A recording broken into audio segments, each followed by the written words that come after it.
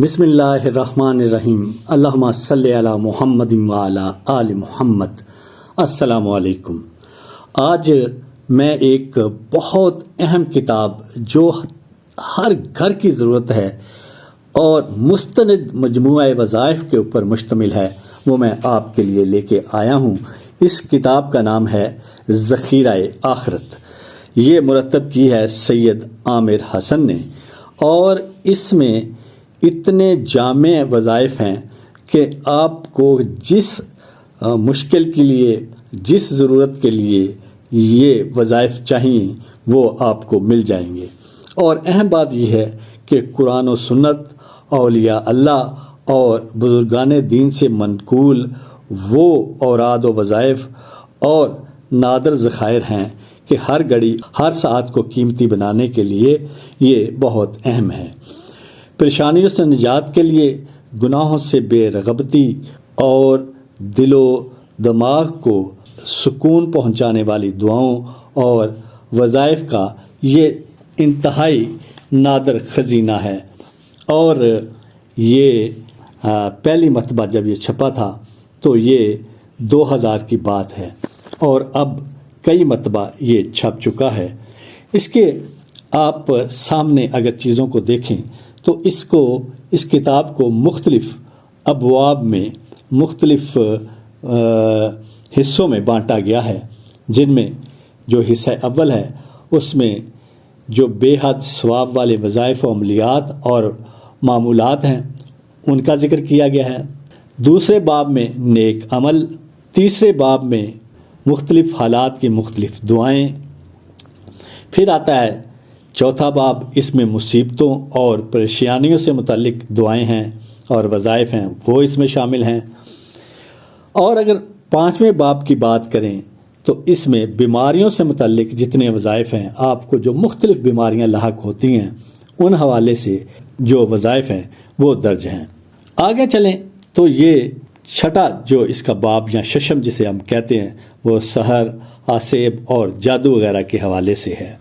اور ساتویں باب میں وہ دعائیں جو کسی وقت یا کسی خاص وجہ سے معروف نہیں بلکہ مخصوص نہیں، بلکہ یہ آپ پڑھتے رہیں، آپ کو ان کی برکتیں، رحمتیں اور بہت سی نعمتیں ملیں گی۔ پھر آٹھویں باب میں جسے باب ہشتم دیا گیا ہے، مختلف نمازوں کا بیان ہے۔ اور نویں باب میں اسماء الحسنہ کے حوالے سے ان کے معنی اور فضائل اور ان کے جو وظائف ہیں ان کا ذکر کیا گیا ہے۔ 11ویں باب میں چہل ربانہ ہیں، اور 12ویں باب میں قرآنی صورتیں جو ان کے مختلف فضائل ہیں ان کے حوالے سے بات کی گئی ہے۔ جیسے میں نے آپ کو بتایا کہ پہلے باب میں آپ کو جو چیزیں ملیں گی ان میں جو سب سے اہم چیز ہے وہ ہے کہ جو بے حد ثواب آپ چاہتے ہیں، جو عملیات، جو معمولات آپ کریں تو بے شمار وظائف ملیں گے۔ ان میں کلمہ طیبہ، کلمہ شہادت، کلمہ تمجید، کلمہ توحید، کلمہ استغفار، رد کفر، ایمان مفصل، ایمان مجمل، لا الہ الا اللہ کی فضیلت، کلمہ شہادت کی فضیلت، کلمہ صوم کے فضائل، کلمہ توحید کے فضائل، ایمان والوں کی یہی دعا ہونی چاہیے، ہر کلمے پر جنت میں درخت، جنت کے جس دروازے سے چاہے داخل ہو، اور اس طرح کے بے شمار آپ کو اس میں وظائف ملیں گے۔ اور آپ ان وظائف کو اگر پڑھتے چلے جائیں تو آپ یہاں سے بہت کچھ حاصل کر سکتے ہیں۔ اس کے علاوہ ابدال بننے کا نسخہ اس میں ہے، مشکلات آسان کرنے کا اس میں نسخہ ہے، احد پہاڑ کے برابر جو عمل ہے وہ اس میں بیان کیا گیا ہے، اور اللہ تعالیٰ کو محبوب کلمے جو ہیں وہ جو حضرت فاطمۃ الزہرا کو عطا کیے گئے ان کا ہے ذکر۔ اس کے علاوہ گناہ چاہے سمندر کے جھاگوں کے برابر ہوں تو پھر بھی وہ معاف ہو جائیں، اس کا وظیفہ ہے۔ 1,24,000 نیکیاں کرنے کا وظیفہ ہے، 70,000 فرشتوں کی دعاؤں والا وظیفہ ہے، مبارک دعا مجلس کے خاتمے پر شب قدر کے برابر وظیفہ، اور 4 کلمے جو بہت بڑے ہوئے ہیں ان کے حوالے سے اس میں وظیفہ ہے۔ پھر ایک ایسا وظیفہ ہے کہ جو اسے پڑھے قیامت کے دن اس کا منہ چمکے گا، شہیدوں کا درجہ حاصل کرنے کا وظیفہ ہے۔ پھر 20 لاکھ نیکیاں کہاں سے ملیں گی، وہ ایسا وظیفہ ہے۔ ایک پدم سے زائد تسبیح کہنے کا طریقہ کیسے ہے؟ دل میں نور اور چہرے پر نور پیدا کرنے کا کیا طریقہ ہے؟ پھر اس کے بعد جو باب دوئم ہے، اس میں اسم اعظم حفظ قرآن کے لیے کیا اہمیت ہے؟ اصال ثواب کا آسان طریقہ کون سا ہے؟ سورہ فاتحہ، آیت الکرسی، سورہ قدر، سورہ تکاثر، سورہ نصر، سورہ کافرون، سورہ زلزال، سورہ عادیات اور سورہ اخلاص کے وظائف ہیں۔ اس کے علاوہ السلام علیکم کی کیا برکات ہیں؟ پھر آپ کو والدین کے لیے دعائے خیر کرنے کا کیا آسان سا اور بہترین طریقہ ہے؟ پھر جو مجرب اور اکثر عمل ہے وہ اس حوالے سے اس میں درج ہے۔ آپ اگر اس کتاب کو مزید پڑھیں تو اس میں استخارہ برائے نکاح ہے۔ جب کسی عورت کو نکاح کر کے گھر لائے تو کیا دعا پڑھنی چاہیے؟ جب بیوی سے ہم بستری کا ارادہ کرے تو پھر کون سی دعا پڑھنی چاہیے؟ دعا برائے اولاد صالحہ، دعا برائے اولاد نرینہ۔ اولاد نرینہ کے لیے بے مثال دعا ہے۔ بچے کے کان میں اذان کیسے دینی ہے؟ عقیقہ کرنے کا کیا ٹھیک وقت ہے؟ بچے کے لیے کون سا تویز چاہیے؟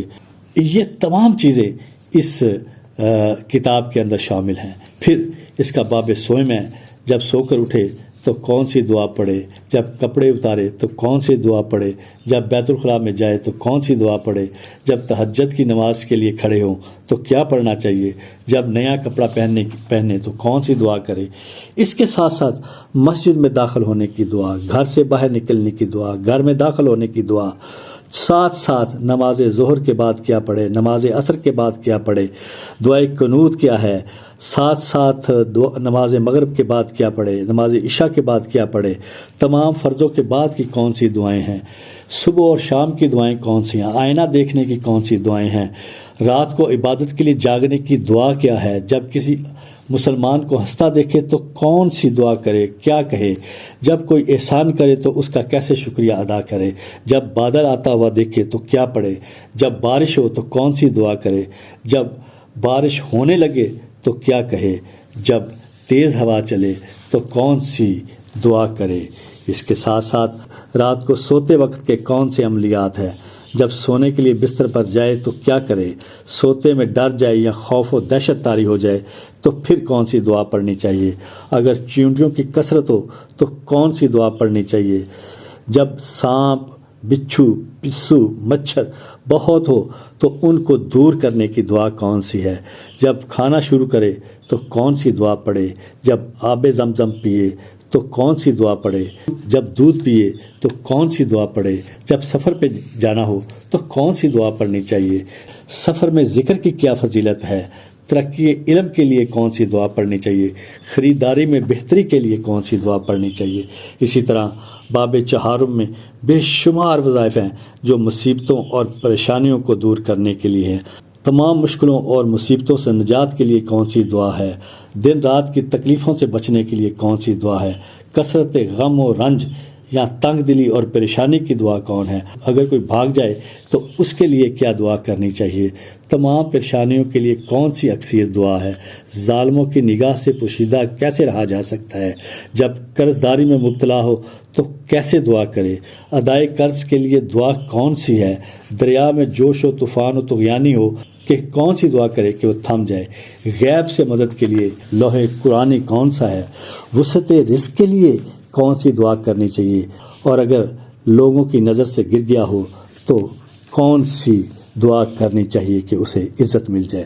پھر باب پنجم آتا ہے، اس میں آیات شفا ہیں، ہر مرض کی دعا ہے، اس کے علاوہ 3 بیماریوں سے عافیت کی دعا ہے، دعائے شفائے مرض ہے، ہر قسم کے درد اور مرض کے لیے دعا ہے، مریض کو دیکھ کر اس کی عیادت کیسے کرے، مریض کی شفا یابی کے لیے پڑھنے کی دعائیں کون سی ہیں، نکسیر کے عمل کے لیے کون سی دعا ہے، دافع درد دنداں یعنی دانت کے درد کی کون سی دعائیں ہیں، اور دافع بلغم، بہت زیادہ آپ کو پتہ ہے آج کل لوگوں کو بلغم آتی ہے، اس کے لیے کون سی دعائیں ہیں، دل کے دورے کا کیا علاج ہے، دل کی تکالیف کے لیے کون سے وظائف ہیں، جگر کی بیماریوں کے لیے کون سے وظائف ہیں، معدے کی کمزوریوں کے لیے کون سے وظائف، پھر آدھے سر کا درد شقیقہ جسے کہتے ہیں، درد سر اور ذیابیطس کے مریضوں کے لیے بھی بے شمار دعائیں ہیں۔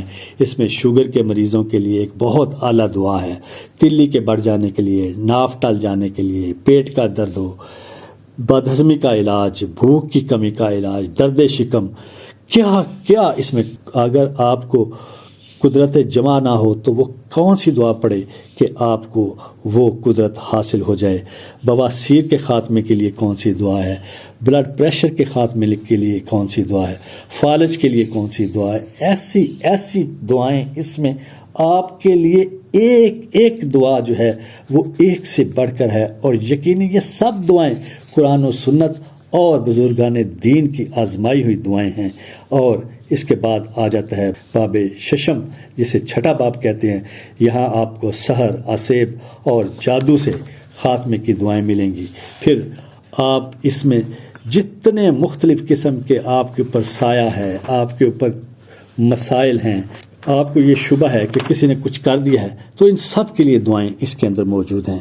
پھر باب ہفتہ میں سید الاستغفار ہے، پھر نکمی عمر سے پناہ مانگنے کی دعا ہے، بڑھاپے، حادثے کی موت سے دعا ہے، خواہشات نفس سے پناہ کی دعا ہے، بد زبانی اور فحش گفتاری رفع کرنے کی دعا ہے، دین پر ثابت قدمی کی دعا ہے، زیادتی عمر، وسعت رزق، دشمن پر غلبے کی دعا ہے، دعائے حاجات ہیں، اس میں دعائے مغفرت ہے، ایک بہت جامع دعا جس میں کچھ مل جائے گا وہ دعا ہے، کشائش رزق کی دعا ہے، ایمان ثابت رہنے کی دعا ہے، پھر صلاۃ تسبیح ہے، استخارہ کی نماز ہے، نماز حاجت، نماز توبہ، نماز شکر، نماز تراویح، نماز اشراق، نماز چاشت، نماز اوابین، نماز تہجد، نماز قضائے عمری، نماز روشنی چشم، نماز ترقی رزق، نماز ادائے قرض، نماز استسقاء، نماز شفائے مریض، نماز کسوف، نماز خسوف، نماز سختی قبر، نماز حیبت قبر،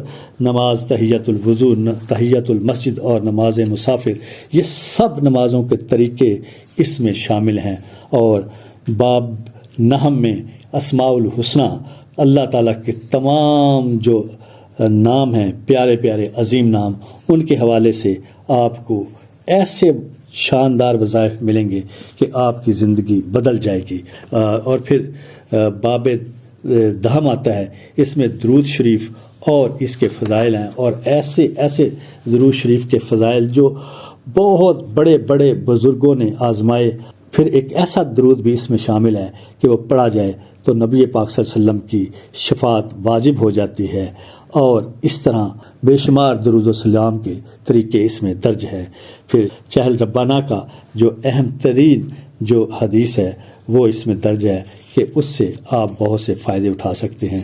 پھر قرآن مجید کی وہ اہم ترین صورتیں جن کو پڑھنے سے بہت کچھ حاصل ہوتا ہے، جن میں سورہ بقرہ، آل عمران، سورہ انعام، سورہ کہف، سورہ سجدہ، سورہ یاسین، سورہ دخان، سورہ فتح، سورہ رحمان، سورہ واقعہ، سورہ تغابن، سورہ ملک، سورہ نور، سورہ جن، سورہ مزمل، سورہ نبا، سورہ فجر اور بہت سی دوسری صورتوں کے حوالے سے اس میں بے شمار وظائف درج ہیں۔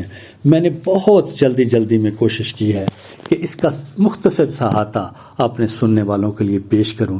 یقیناً یہ کتاب آپ کو وہ کچھ دے گی جو آپ چاہتے ہیں۔ ہر شخص، وہ چاہے امیر ہے، غریب ہے، شہرت ہے، وہ مسکین ہے، وہ بہت مالدار ہے، ہر ایک کے لیے، ہر شخص کے لیے اس میں بہت سی دعائیں ہیں۔ یقیناً یہ جب آپ کتاب پڑھیں گے تو آپ کو اندازہ ہوگا کہ یہ کتنی خوبصورت کتاب ہے۔ اس کا نام ہے ذخیرہ آخرت۔ مجھے اجازت دیجیے، وما علینا الا البلاغ۔